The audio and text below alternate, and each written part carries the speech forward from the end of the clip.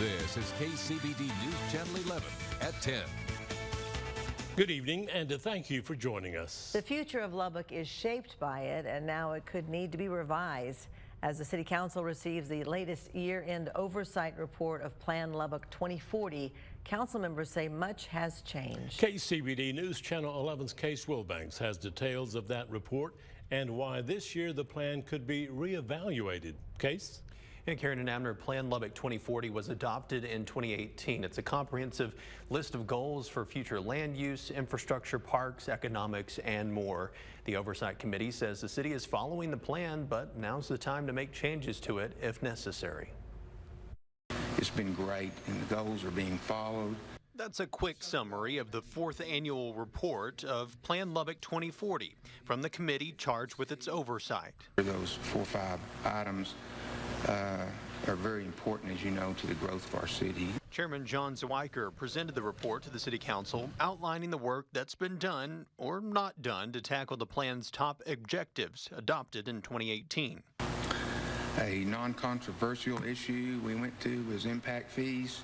With a bit of sarcasm, starting with impact fees, since June, the city's collected $3.8 million from new construction. None spent, though, yet on city infrastructure for that new development. And speaking of, the Unified Development Code is still in the works, a collection of rules and regulations in the city, now expected to be adopted in March or April. The neighborhood planning program. Dunbar, Manhattan Heights, and Jackson Mahon are now in those planning stages, and new $10,000 projects are being awarded. This is going extremely well as far as the Oversight Committee is concerned. But that committee hopes to see movement on a formal designation of this cultural arts district linked to the Canyon Lakes in the next year.